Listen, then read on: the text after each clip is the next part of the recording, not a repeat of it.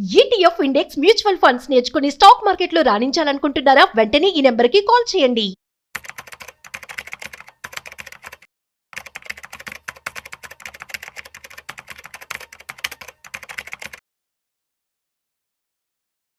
Sir నమస్తే sir. నమస్తే. Welcome to Vishnu talks. So Sundararamareddy గారు, బంగారం ధరలు, వెండి ధరలు రికార్డుల మోత మోగిస్తున్నాయి. ఒక చిన్న గోల్డ్ అప్డేట్ ఒకసారి నేను చదువుతాను. మనకి తెలుగు దినపత్రికలో, ప్రముఖ తెలుగు దినపత్రికలో వచ్చిన న్యూస్ అప్డేట్ గోల్డ్ కి సంబంధించి. బంగారం ధర రోజు రోజుకు కొత్త రికార్డులు సృష్టిస్తుంది. హైదరాబాద్ లో 24 క్యారెట్ల నాణ్యమైన 10 గ్రాముల బంగారం ధర 1,23,420 రూపాయలకు చేరుకుంది. 22 క్యారెట్ల నాణ్యమైన 10 గ్రాముల బంగారం ధర 1,10,700 రూపాయలకు చేరుకుంది. ఇక వెండి విషయానికి వస్తే కిలో ధర 1,54,400 రూపాయలకు చేరుకుంది. బంగారం ధర ఈ స్థాయిలో పెరుగుతూ ఉండడంతో సామాన్యులు కొనేందుకు వెనకాడుతున్నారు. త్వరలో కూడా దీపావళి రాబోతోంది. ఎందుకంటారు సార్ ఇంత పెద్ద ఎత్తున బంగారం, వెండి ధరలు పెరిగిపోతున్నాయి? ఏంటి ఇక సామాన్యులు అనేవాళ్ళు ఇక గోల్డ్ కొనకూడదన్న రేంజ్ లో పెరిగిపోతున్నాయి? అసలు ఒకటి, వరల్డ్ వైడ్ గా సెంట్రల్ బ్యాంక్స్ రిటైలర్స్ తో పోటీ పడి అది పర్చేజ్ చేస్తున్నాయి అండి. సెంట్రల్ బ్యాంక్స్ ఈ రేట్ దగ్గర కూడా పర్చేజ్ చేస్తున్నాయి. అంటే గోల్డ్ కి ఎంత హ్యూజ్ డిమాండ్ రాబోతుందో ముందు రోజులు కూడా మనకు అర్థమవుతుంది. రాను ఏంటంటే దాన్ని బాగా కలిసి వస్తుంది బంగారానికి. ఇప్పుడు అమెరికా షట్ డౌన్ చేశారు. అన్సర్టనిటీ వల్ల ఏంటంటే అమెరికన్ పొలిటికల్ మీద ఉన్న డౌట్ ఇంకా ఎక్కువ అవుతుంది అనమాట. వాళ్ళు ప్రింట్ చేసే డాలర్స్ మీద జనాలకు ఎక్కువ డౌట్ అనమాట. అందుకని ట్రెడిషనల్ అసెట్స్ వెళ్తున్నారు అందరూ. ఇప్పుడు ఇంత ఫాస్ట్ రోజుగా తెల్లారిందంటే 1 or 2%. ఉదయం సూర్యుడితో పాటు గోల్డ్ పెరిగిపోతుంది. సూర్యుడితో పాటు గోల్డ్, మంచి మాట చెప్పారు. ఒకప్పుడు బంగారం అంటే హెడ్జింగ్ కోసం వాడేవాళ్ళు, బంగారాన్ని ఇన్ఫ్లేషన్ ప్రొటెక్షన్ కోసం వాడేవాళ్ళండి. ఇప్పుడు కొత్తగా స్పెక్యులేషన్ కోసం కూడా బీయింగ్ చేశారు. ఈవెన్ మూమెంట్ అండ్ ట్రేడర్స్ కూడా బంగారం జోలు వెళ్తున్నారు. అంటే ఇక ముందు రోజుల్లో బంగారం సేఫ్టీ అసెట్ అంటే కానే కాదండి. ఈ రేంజ్ లో పెరిగే ఈ అసెట్ ఎప్పుడు కూడా ఇక ముందు రోజుల్లో one of the most risk asset కాబోతుంది అనమాట. అందుకని గోల్డ్ తో డీల్ చేసే వాళ్ళు కొంచెం జాగ్రత్తగా ఉంటే బెటర్. ఇప్పుడు ఇంత ఫాస్ట్ గా రైజ్ అవడానికి పర్టికులర్ లాస్ట్ 1 week నుంచి కారణం ఏంటంటే అమెరికన్ లో గవర్నమెంట్ షట్ డౌన్ చేశారు అక్కడ. అంటే అక్కడ ప్రతిపక్షాలకి గవర్నమెంట్ కి ఇంకా అగ్రిమెంట్ ఏం జరగలేదు. అగ్రిమెంట్ జరిగేంత వరకు కొత్త మనీ రిలీజ్ అవ్వదు. సో ఇండియాలో మన బడ్జెట్ అప్పుడు కనుక గవర్నమెంట్ ఎప్పుడైతే పార్లమెంట్ పర్మిషన్ తీసుకొని మనీ ఎలా స్పెండ్ చేస్తుందో, ఈవెన్ అమెరికాలో కూడా అంతే. అక్కడ పార్లమెంట్ లో పర్మిషన్స్ కావాలి. పర్మిషన్ ఎప్పుడైతే అప్రూవల్ రాలేదో గవర్నమెంట్ శాలరీ ఇవ్వడానికి ఏం లేవు అనమాట. ప్రస్తుతానికి సోల్జర్స్ కి మనీ ఇవ్వడానికి కూడా అక్కడ లేవు అమెరికాలో సిచ్యువేషన్. అవును, ఎందుకంటే పార్లమెంట్ అప్రూవల్ చేసేంత వరకు కొత్త మనీ రిలీజ్ చేయడం కుదరదు. సో ఖజానాలో డబ్బులు లేవు, అక్కడ కూడా డబ్బులు ఉన్నాయి.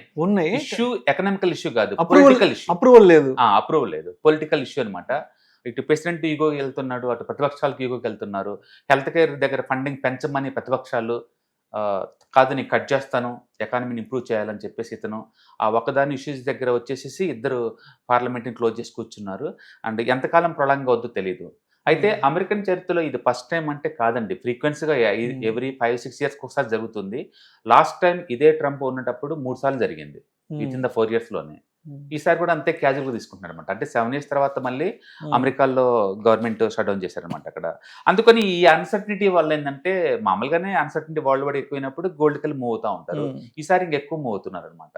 రెండోది, డాలర్ ఇండెక్స్ బాగా డౌన్ అవుతుందండి. మీరు కనుక చూసుకుంటే 107 నుంచి dollar index somewhere else around 97-98 మధ్య రన్ అవుతుంది అనమాట. అందుకని డాలర్ ఇండెక్స్ తగ్గుతుంది. మూడోది, యుఎస్ సెక్యూరిటీస్ తో పోల్చుకున్నప్పుడు ఏంటంటే ఈ ఆల్టర్నేట్ అసెట్స్ లో ఎక్కువ వాల్యూ ఉంటుందని చెప్పేసి మనీ అంతా షిఫ్ట్ చేస్తున్నారు. పర్టికులర్ వరల్డ్ వైడ్ గా సెంట్రల్ బ్యాంక్స్ మొత్తం కూడా వాళ్ళ కరెన్సీని, ఇంతకుముందు అమెరికా బాండ్స్ కొనుక్కునేవాళ్ళు, ఇప్పుడు లేదు, వాళ్ళు ఉన్నట్టుని డంప్ చేసుకుంటూ గోల్డ్ లో మారుస్తున్నారు. ఎందుకంటే లాస్ట్ 1 year లో డాలర్తో పోల్చుకుంటే గోల్డ్ వాల్యూ 50% పెరిగింది. ఏ సెంట్రల్ బ్యాంక్స్ అయితే గోల్డ్ స్టోర్ చేసిందో వాళ్ళన్నిటి వాల్యూస్ ను విత్ ఇన్ 1 year 50% పెరిగినాయి వాటి అసెట్ వాల్యూ. సో న్యాచురల్ గా మిగతా బ్యాంక్స్ ఫాలో అవుతున్నాయి సెంట్రల్ బ్యాంక్స్ అన్ని కూడా. అంటే చైనా బాగా లీడింగ్ లో ఉందండి, అండ్ ఎవ్రీడే టన్ను లెక్కకుంటా ఉందన్నమాట.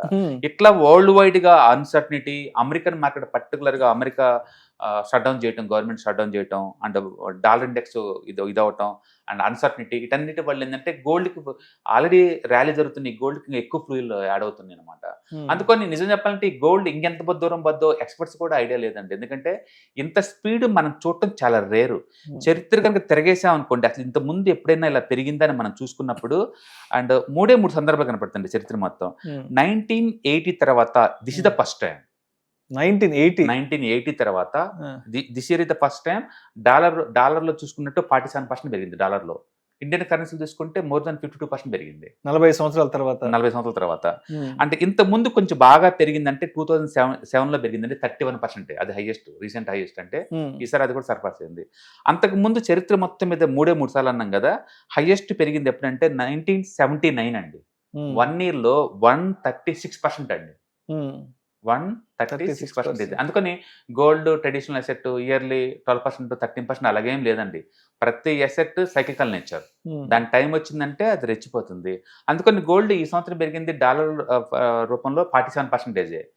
చరిత్రగా చూసుకుంటే 136% పెరిగిన సంవత్సరం కూడా ఉంది. అంతకంటే వరస్ట్ కండిషన్స్ ఇప్పుడు ఉన్నాయి. ఇంకా అమెరికా కనుక షట్ డౌన్ కనుక తొందరలో కనుక అన్లాక్ చేయకపోతే ఈ అన్సర్టనిటీ ఎక్కువ కాలం కంటిన్యూ అవుద్ది. ఎక్కువ సార్లు కంటిన్యూ అయ్యే కొద్దీ అమెరికన్ జీడిపి గ్రోత్ ఎంతకంత డ్రాప్ అవుతుంది. డ్రాప్ అయ్యే కొద్ది బ్యాడ్ న్యూసే కదా. అంతే కదా. ఆల్టర్నేట్ అసెట్స్ మూవ్ అవుతా ఉంటాయి. అట్లా ఈసారి మోర్ ఫేవరబుల్ ఎన్విరాన్మెంట్ నడుస్తుంది అనమాట ఈ అసెట్స్ పర్టికులర్ కమోడిటీస్ కి. అంతకు ముందు 1974 లో 66% పెరిగిందండి. అంతకు ముందు 73 లో 72%.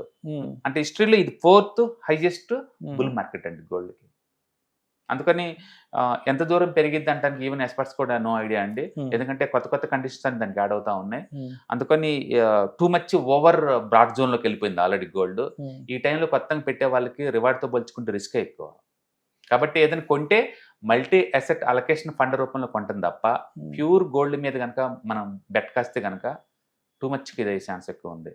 కాబట్టి ఇది ఏదో ఎక్కడో చోట కూల్ అవ్వాలి, ఏ ప్లేస్ లో కూల్ అవుతుందని మనకు తెలియదు. ఎందుకంటే తెల్లారిందంటే సూర్యుడి కన్నా ముందు ఇది బయలుదేరుతుంది. సో సుందరరామరెడ్డి గారు, ఇప్పుడు గోల్డ్ గురించి మనం ఇంతలా ఎందుకు డిస్కస్ చేసుకోవాల్సిందంటే దీపావళి ధనత్రయోదశి రాబోతుంది కాబట్టి చాలా మంది ఏమనుకుంటున్నారంటే అయ్యో ఇంకా 10 రోజుల్లోనే దీపావళి ఉంది కదా, ఇంకా ధరలు ఏమైనా పెరుగుతాయా తగ్గుతాయా, కొనాలా వద్దా అన్న సంశయంలో ఉన్నారు చాలా మంది. అవును, ఎందుకంటే అదొక సెంటిమెంట్, కొంటమైన సెంటిమెంట్. అది 1 గ్రామ్ కావచ్చు, 10 గ్రామ్ కావచ్చు. అవును, డెఫినెట్ గా సైకలాజికల్ గా అది చాలా బెరీనండి. ఆ ప్రైస్ అనేది చాలా పెద్ద మూవ్ జరిగింది. అండ్ కొత్త వాళ్ళు నిజం చెప్పాలంటే దసరా టైం కూడా ఆల్మోస్ట్ 28% డ్రాప్ అయినాయి సేల్స్, గోల్డ్ సేల్స్. అంటే వాల్యూమ్ పరంగా పెరిగిందనే కానీ క్వాంటిటీ పరంగా బాగా తగ్గిపోయింది అనమాట. వాల్యూ పరంగా చూస్తే బాగా పెరిగినట్టు కనపడుతుంది. మొత్తానికి ఈ రేటు దగ్గర కొనే వాళ్ళు ఎవరికైనా సరే భయం, డౌట్ఫుల్, ఇది ఉంటుందా లేదా ఉండదా అనేది కూడా. అంటే ఒకటైతే నిజం, గోల్డ్ అనేది నో మోర్ ఇన్ఫ్లేషన్ హెడ్జింగ్ లాగా లేకపోతే మామూలుగా పోర్ట్ఫోలియో ప్రొటెక్షన్ లాగా వాడటం కుదరదండి. అది మూమెంటంలోకి ఎంటర్ అయింది. ఈ రేటు దగ్గర మీరు కొంటున్నారంటే ఖచ్చితంగా you are the momentum investor or trader అనమాట. సేఫ్టీ అయితే లేదు ఈ ప్లేస్ దగ్గర. కాబట్టి మీరు ఏదైనా కొనాలనుకుంటే మల్టీ అసెట్ అలొకేషన్ ఫండ్ రూపంలో ఎంతో కొంత కేటాయించడం తప్ప బాగా మూవ్ అవుతున్న ఒక రీజన్తో పెట్టద్దు. ఒకటైతే నిజం, రేపు మార్నింగ్ ఏమవుతుంది అంటే ఇప్పుడున్న డేటా ప్రకారం చూసుకుంటే మళ్ళీ ఒక +1 లో ఓపెన్ అయ్యేలాగా ఉంది తప్ప అది డ్రాప్ అవుతుందని ఎవరికి నమ్మకం లేదు. ఎందుకంటే అంతగా పరిగెడుతుంది గోల్డ్. సరే, ఇప్పుడు అందరూ లక్షలు పోసి గోల్డ్ కొనలేరు. ఒక తులం కొనాలంటేనే ఇవాళ 1,25,000 వచ్చేసింది, ఆల్మోస్ట్ క్రాస్ అయిపోయింది. వెండి విషయానికి వస్తే ఎంతో కొంత కొందామంటే కూడా అది కూడా 1,50,000 దాటిపోయింది. కాబట్టి ఇవన్నీ మా వల్ల కాదు, మేము ఏదన్నా ఒక చిన్న అమౌంట్తో ఏమన్నా ఈటీఎఫ్లు, గోల్డ్ మ్యూచువల్ ఫండ్స్ కొనుక్కుంటాం అని అనుకునే వాళ్ళకి మీరేం చెప్తారు?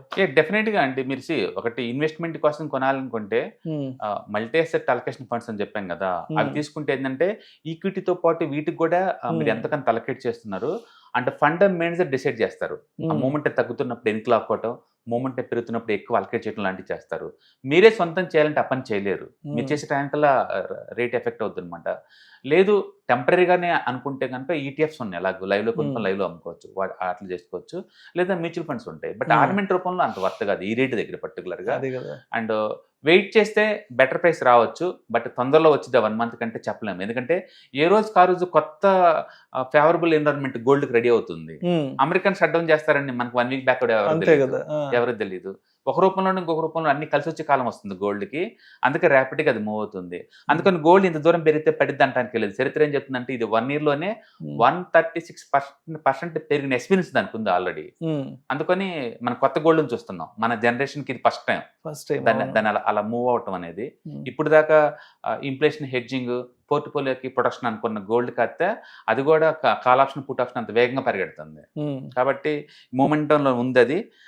బెటర్ ఏంటంటే సేఫ్టీగా గేమ్ ఆడుకోవటం బెటర్ అనమాట. కొంత మొత్తం కేటాయించండి. మొత్తం మీద 100% దాంట్లో పెట్టి స్పెక్యులేషన్ మాత్రం ఇది మంచి టైం కానీ కాదు. Right sir. Thank you so much Sundara Rao గారు. అక్టోబర్ 12వ తారీఖు మీకు దగ్గరలోని సిటీకి వస్తున్నాం. వైజాగ్, తిరుపతి అండ్ నెల్లూరు ఈ 3 సిటీస్లో ప్లాన్ చేస్తున్నాం. సో మీరు ఎవరైనా సరే స్టాక్ మార్కెట్ మీద passive income as well as active income కనుక ETFs, index funds and mutual funds ద్వారా ఎర్న్ చేద్దాం అనుకుంటే ఇది మంచి అవకాశం. సో మీరు ఎవరైనా సరే మీ దగ్గరలో సిటీస్ వాళ్ళకి అనుకుంటే కనుక కింద స్క్రోల్ అవుతున్న నెంబర్పై పింక్ చేసుకొని మీరు సీటు రిజర్వ్ చేసుకోండి. సో ఇంతకుముందుతో పోల్చుకుంటే ఏంటి, ఇంతకుముందు మనం ఓన్లీ ఆన్లైన్లో తీసుకునే వాళ్ళం. ఇప్పుడు దాంతో పోల్చుకుంటే ఇది క్లాస్ రూమ్ ఎన్విరాన్మెంట్లో అనమాట. సో 1-to-1 ఇంటరాక్షన్ ఉంటుంది కాబట్టి మోర్ ఎఫెక్టివ్గా ఉంటుంది. కాబట్టి ఎవరికైనా ఇంట్రెస్ట్ ఉంటే ఈ 3 అసెట్ క్లాసులు నేర్చుకుందామని కింద స్క్రోల్ అవుతున్న నెంబర్పై పింక్ చేయండి. Thank you. హాయ్. స్టాక్ మార్కెట్లో వాలటిలిటీకి దూరంగా ఉంటున్నారా? పోర్ట్ఫోలియోస్ అన్నీ కూడా రెడ్లో ఉండి బ్లీడ్ అవుతున్నాయా? అంటే స్టాక్ మార్కెట్లో ఉండి సస్టైనబిలిటీ ఉన్న బిజినెస్ మోడల్ లాగా, లేదా స్టాక్ మార్కెట్ లాంగ్ టర్మ్లో మంచి వెల్త్ క్రియేట్ చేసుకునేలాగా ప్లానింగ్స్ ఏమైనా ఉన్నాయా? అయితే అలాంటి వాళ్ళ కోసం ఈ ప్రోగ్రామ్ అండి. ETFs, index funds and mutual funds. మా స్టాక్ మార్కెట్లో ఉండి కూడా సెక్యూర్ వేలో మనీ మేక్ చేసుకునే పద్ధతి ఏదైనా ఉందంటే రిటైలర్స్కి ఈ 3 అనమాట. దీంట్లో కాంప్రహెన్సివ్గా మీకు ట్రైనింగ్ అండ్ గైడెన్స్ జరుగుతుంది. అండ్ వీకెండ్స్లో జరిగే ఈ ప్రోగ్రామ్లో అటెండ్ అవటం ద్వారా ETFs, index funds and mutual ఫండ్స్లో మీ నాలెడ్జ్ పెంచుకోండి. మీ పోర్ట్ఫోలియో మీరే మెయింటైన్ చేయడం ద్వారా ఇయర్లీ యావరేజ్ మీద 20-30% మనీ మేక్ చేసుకోండి. All the best. Thank you.